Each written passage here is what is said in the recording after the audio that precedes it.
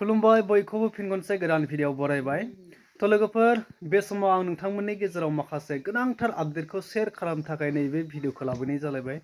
तो आसा खालामो नोंथांमोना भिडिअखौ जोबजासिम नायलांगोन आरो जोबजासिम नायलांब्ला नोंथांमोना थारैनो बुजिनो मोनगोन। बारग' NDFB मानगोनां रन्जन दैमारि सारजों लोगोसे माखासे दैदेनगिरिफ्रा दिनैसिमबो जोबथेसालियाव जोबजानानै दङ। दा बिथांमोननि माखासे केस उइथड्र खालामनाय बा बिथांमोनखौ जोबथेसालिनिफ्राय उदां खालामनाय आरो गोबां एक्स NDFB माने गोबांथार जेंनाफोरखौ सुस्रांनायनि थाखाय माखासे एक्स NDFB हान्जाया छत्तीसगढ़आव भारतनि नखर मन्त्रि अमित शाहजों सावरायहैदों बा रायज्लायदों। नोंथांमोननो नैबे भिडिअ क्लिपखौ होनो थांगासिनो, तो नोंथांमोना भिडिअखौ नायलांबाय था।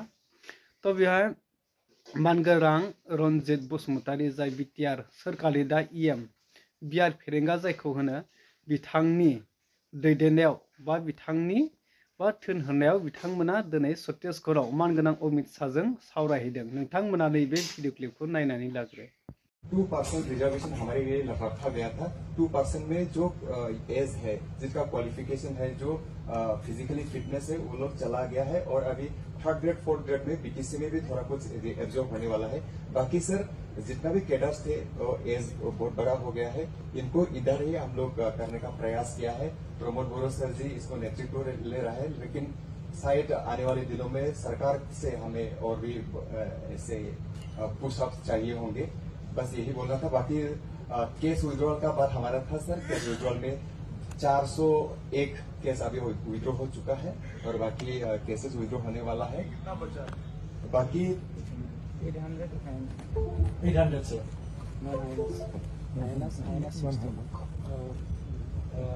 नमस्ते सर। तो हम लोग का अभी बाकी है जो नॉन हाइनेस वो 800 है और इसमें कन्विक्टेड डेथ पेनाल्टी है सर। तो इसमें NIA का जो है 56 और सुप्रीम कोर्ट का रंजन दैमारी के कुल मिलकर 6, तो लगभग 64 है सर। 7 बैठे हैं ना जी, वो वहाँ आने वाले अगले महीने में। आपसे समझौते हम लोग दिल्ली में गोविंद मोहन साहब बहुत बड़े व्यक्ति है। जी सर। वो आया हूँ सर। जी आया जो लोकल लेवल के केसेस हैं वो हिरेननाथ से डिस्कस हो गए हैं, वो सतत प्रक्रिया है सर, वो हो जाएगा। जी।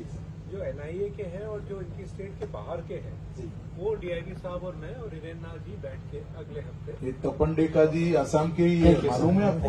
जी मालूम है सर। मालूम है ना? मुलाकात भी हुई सर। ठीक है बैठने। नोंथांमोना थारैनो मा सावरायखो आरो बिनि एन्सारफ्रा मा मोनखो नोंथांमोना गासैबो भिडिअनि गेजेरजोंनो मिथिखाबाय। तो बेवहाय गोबां बाथ्रा ओंखारनो हागौ।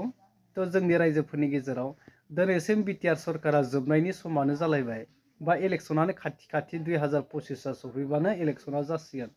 दा बे इलेक्शन खाथिखायसो बिथांमोना मा नाटक खालामहैफ्लाखो बिनि गोबां माने बाथ्राफ्रा सावरायजानो हागौ आरो।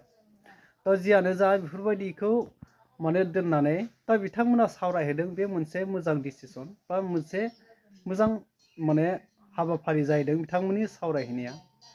तो बिथांमोननि सावरायहैनायाबो गाज्रि नङा। दा सिगाङाव हायाखैमोनब्लाबो दा जोबनाय समावब्लाबो बिथांमोना सावरायहैदों। दा बेसांखिनि सावरायनायाव दा जों माखासेफ्राबो माने हेफाजाब होनानै फैबाय थानाय समाव बोरै सुस्रांनो हायो, मा आदबजों बबे खायदाजों बोरै माने सल्भ खालामनो हायो, बिनि माखासे गोबां बाथ्राफोरखौसो साननांसिगौ। थारमाने गुलाय गुजाय उल्था फाल्था दिनै माने पलिटिकेल बाथ्राखौ लानानै उल्था फाल्था बुंलायबाय थानाया बे जानाय नङा आरो। तो नोंथांमोना बिनि सायाव मा फोरमायनो सानो दा आरो मा बुजिखो नोंथांमोना गासैबो कमेन्ट खालामनानै फोरमायदो लोगोफोर। नोंथांमोननो नैबे ससे आपडेटखौनो शेयार खालामनो थाखाय भिडिअखौ लाबोनाय जादोंमोन। तो आसा खालामो नोंथांमोना भिडिअखौ नायनानै मोजां मोनबायब्ला अन्नानै खनसे लाइक खालामनानै गालांदो। चेनेलाव गोदानबा अन्नानै चेनेलखौ साबस्क्राइब खालामना गालांदो लोगोफोर। उननि भिडिअआव लोगो मोनसिगोन। टाटा बाय बाय, जय बर' हारिनि।